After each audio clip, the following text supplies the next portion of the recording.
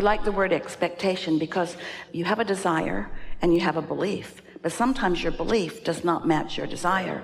The word expectation leans a little more in the direction of what I desire and what I expect or what I believe are moving in the same direction. It's possible to have negative expectations, but we like to think of expectation as a further evolved lining up with my desire. You are always receiving or living what you expect. And that's what we meant by two ways of knowing what you're radiating. You can tell by your mood or by how it feels, or you can wait till it gets there. Well, if you wait until it has arrived, if you're not keen to how your vibration mix feels, so you're not tending to it, then you may very well be attracting something that you don't want. But when it gets there, something that you often say or feel is, well, that's about what I expected, because what you think and what you believe is what comes. And so the important conversation about expectation is that awareness of an association, conscious association between how I've been feeling and what's showing up is a really good thing for you to know.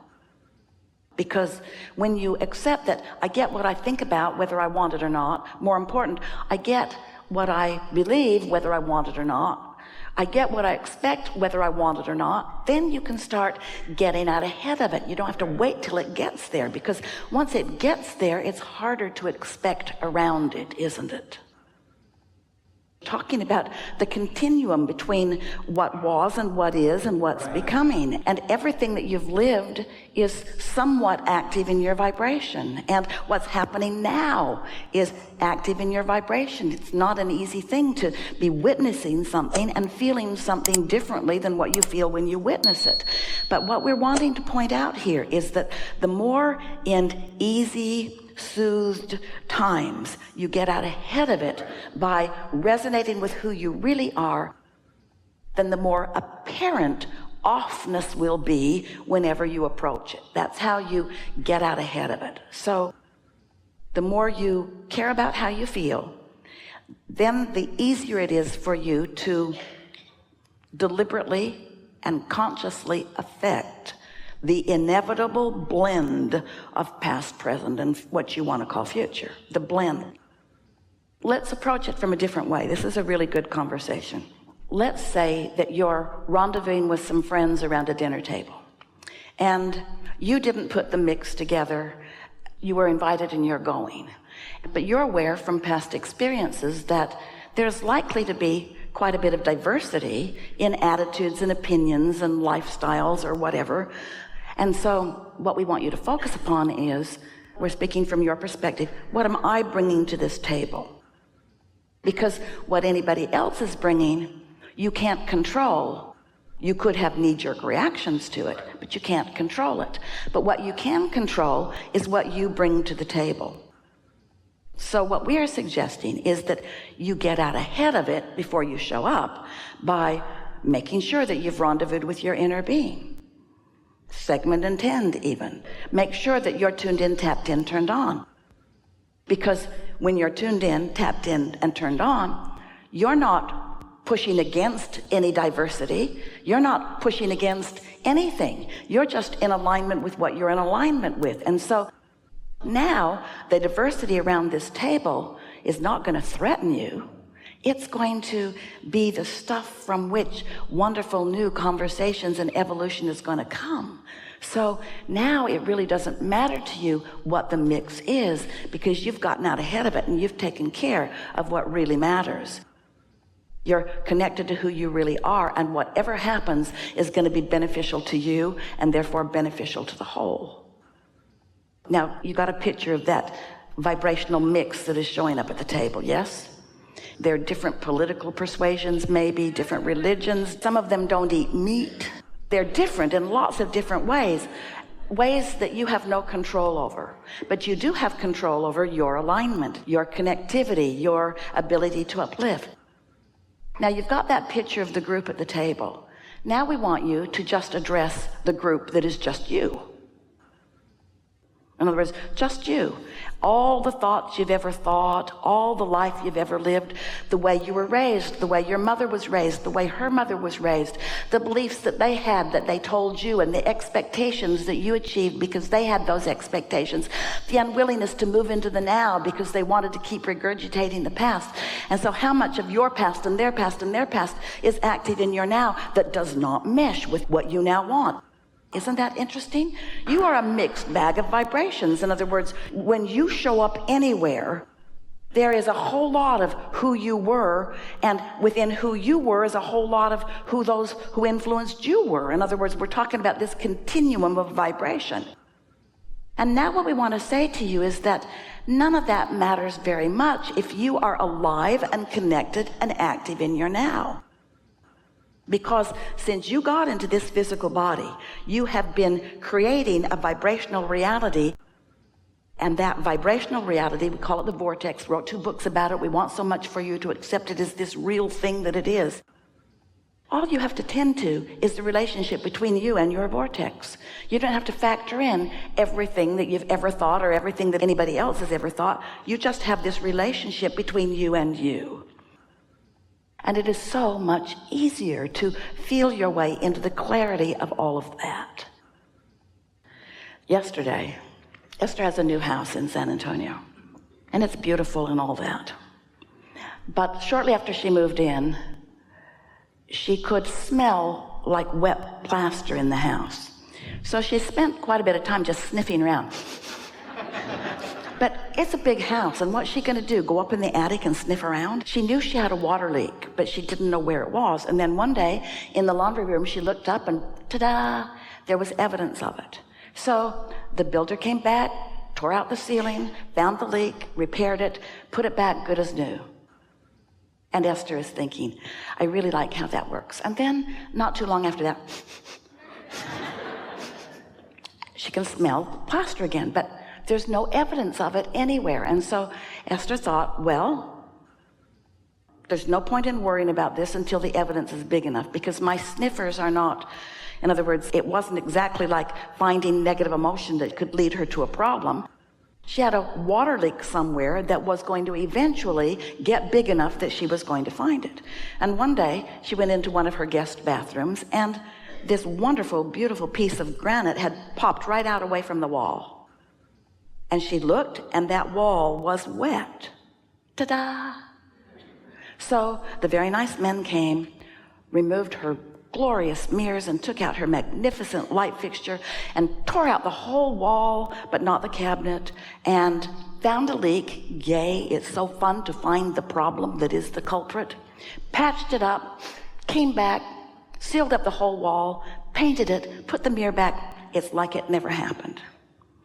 Then Esther goes away for a while, and when she comes back,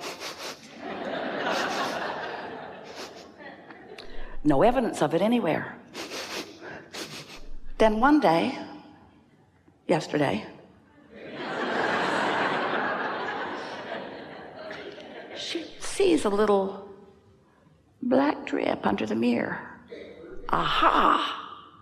So nice to put my finger right on evidence of the problem. And so they came back, tore the wall out again, and no evidence of the leak, no evidence. And so they're saying it was just residual from before. And Esther is saying, so it was so wet, and rather than letting it dry out, you just sealed it up? Well, Esther's certain that that's not true. Esther's certain that there is new introduction of water in that wall. So now she's having a knee-jerk reaction to this. She can think of all kinds of things that are wrong with this scenario. First of all, duh, the plumber should plumb. Next of all, when you find a problem, make sure you've solved the problem before you put it all back together. What we're getting at with this scenario is that if there's something out of whack, it will show itself to you. And how you feel about it is optional. So there was a continuum that happened. That house was a spec home. The plumbing was all done before Esther even discovered the house. The plaster was all there. In other words, that was something that happened in, as far as she knows, a whole other lifetime. And so she doesn't feel responsible for it, even though the potential for it was there.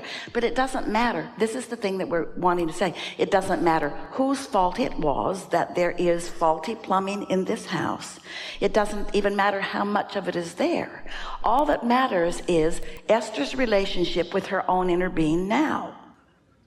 But it doesn't feel like that, does it? It feels like somebody needs to feel bad about what they've done to Esther.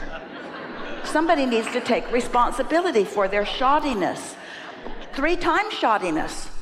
They messed it up the first time. They didn't fix it the second time. They plastered up the wall the third time, and here she is again. She is so right. Let's take a vote. Don't you think she's right? Of course she's right. Of course she's right. But that is irrelevant. It doesn't matter that she's right. The only thing that matters is if she is going to let this affect her relationship with what she wants, because everywhere she's going is over here. She gets to decide how much of that she keeps active, which only messes up her vibration in relationship to her movement in that direction. You see what we're getting at? Your life is full of relationships, past, present. There are all kinds of things that you have good reason to be having responses to. But if you can just accept that there's only one thing that you are wanting to tend to, everything that you live causes you to put a rocket over here and improvement to take place. And the only thing that feels good is moving in the direction of your improvement. Once you understand that, then everything takes care of itself. We are thrilled with the idea of you really knowing the incredible power of non-resistant thought. Oh, a thought that you don't shoot yourself in the foot over. A thought that has no contradiction within you is a powerful thought. But now we want to change the word powerful to the pleasure, the incredible pleasure of non-resistant thought.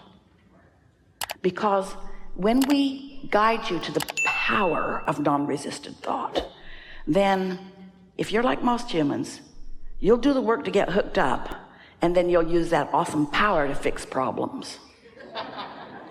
And when you use that awesome power to fix problems, you introduce resistance into your equation. And now you don't have the incredible experience of non-resistant thought. You see what we're getting at? If you've been listening to us for a while, we've been talking about the stick. On one end of it is wanted, and on the other end of it is the absence.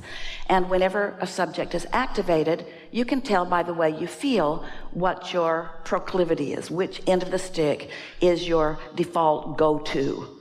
Just meaning what you expect, just meaning how you usually think about that. And often, how you usually think about something is not helpful. And yet, law of attraction perpetuates how you think about it. So, what do? This continuum of life, my mother felt that way, and I feel this way, and therefore law of attraction brought me evidence that compounds my thinking this way, and now, Abraham, you just want me to think another way? Yeah, pretty much. Well, how do I do that? Well, you have to find some way of detaching from your usual vibrational point of attraction about something. You're born sort of selfish, and then you're taught that you should really care about other people. And we're not teaching you not to care about other people. We're just asking you to care about your connection before you even consider other people. Because if you don't take time to care about your connection, you don't have anything to give them anyway. And so, connection first. So that's what we mean by getting out ahead of it. You got to get out ahead of that. You've got to stop being a reactor to what's happening. You got to get out of it and do something about your vibration that then causes a reaction. You see what we're getting at?